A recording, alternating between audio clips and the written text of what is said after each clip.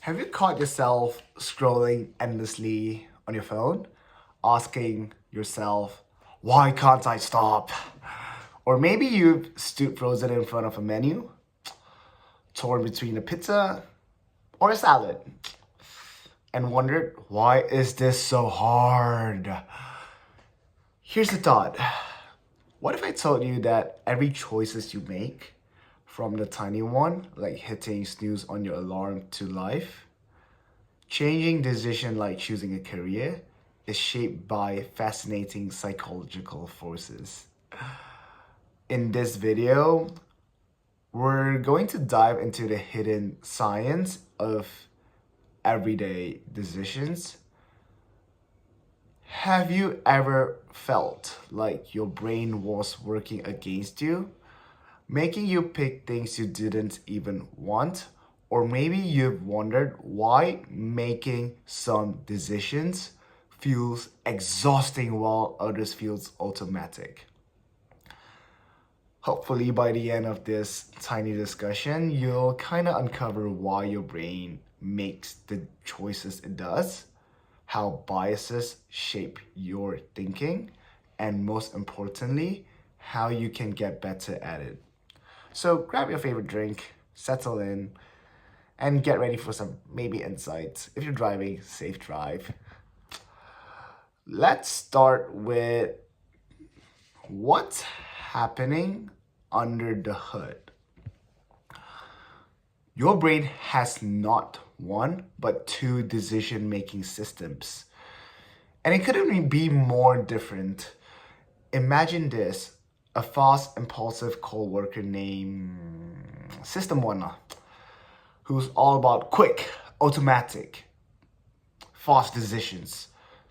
System 1 is the one whispering in your ear when you impulsively grab that candy bar at the checkout or scroll through TikTok for just 5 more minutes. We all know how that ends. It ended up being like 2 hours. Then there's system 2, of course, the other one, the cautious planner of the duo, of course. It's slower, more deliberate, and ideal for the big stuff, like mapping out a 5-year career plan or deciding where to invest your savings. But here's a little bit of a twist. These two systems don't always work harmoniously. In fact, they can clash. System 1 is great for snap decisions, but often falls into traps, while System 2 can overthink and lead to decisions paralysis. Or paralysis, accents. And let's not forget about decision fatigue.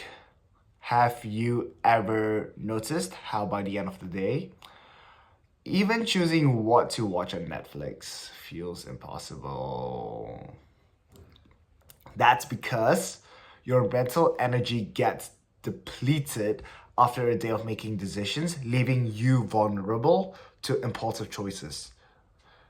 Here's a fun fact. Research shows that people are more likely to make bad decisions, like grabbing junk food, when they're mentally drained. It's why understanding when to rely on each system can be a total game changer. Now let's talk about sneaky little traps our brain set for us, which is called cognitive bias. Think of these mental shortcuts your brain takes to save time and energy. But here's the catch. These shortcuts often lead us down the wrong path. Take anchoring bias, for example. Have you ever bought something on sale because the original price seemed ridiculously high? That discount price felt like a deal. Even if you didn't need the item, that discount, you're still gonna buy it. Let's be real. Or how about confirmation bias? That's when you actively seek out information that agrees with what you already believe, ignoring everything else, everything. Think about scrolling through social media. Only clicking on articles that aligns with your opinion, it's comforting.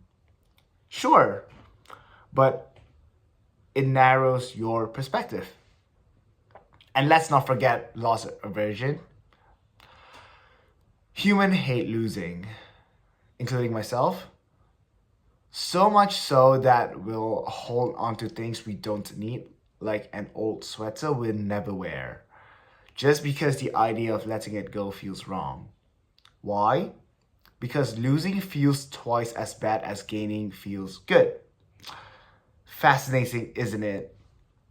These biases shape everything from what we buy to how we interact with people, often without us realizing it. Scary.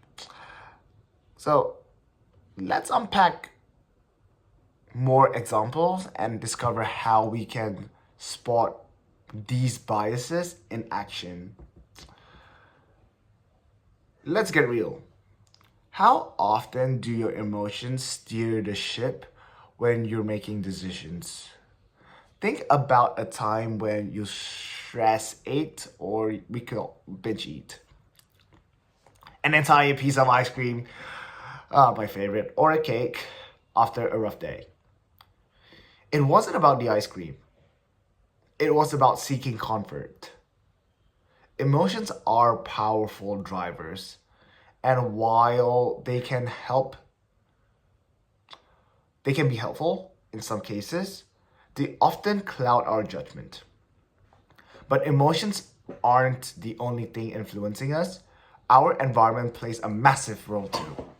Ever notice how supermarkets place sugary snacks at eye level? That's not by accident. Companies spend millions figuring out how to nudge you towards choices that benefit them, not necessarily you. It's called choice architecture, and it's everywhere, from grocery stores to online shopping platforms. Here's the good news. Once you're aware of these influence, you can fight back. For instance, you can create habits to automate small decisions, like avoiding falling into endless scrolling. These small tweaks can free your mental energy for the decisions that truly matter to you. So how can we outsmart our brains and make better choices? Let's start with something simple. Slow down. When you feel the urge to make snap decisions, try a 10-second rule. Pause, breathe, and give yourself a moment to think. You will be surprised how often little pauses can lead to better outcomes. Next, limit your choices. Ever feel overwhelmed by too many options? That's decision paralysis or paralysis in action. Simplifying your choices can make a huge difference. Steve Jobs, I'll take him for example. He used to be famous of wearing the same clothing every single day. I'm not sure if this true, but it's a good example of to save mental energy for bigger decisions. You don't have to go that far.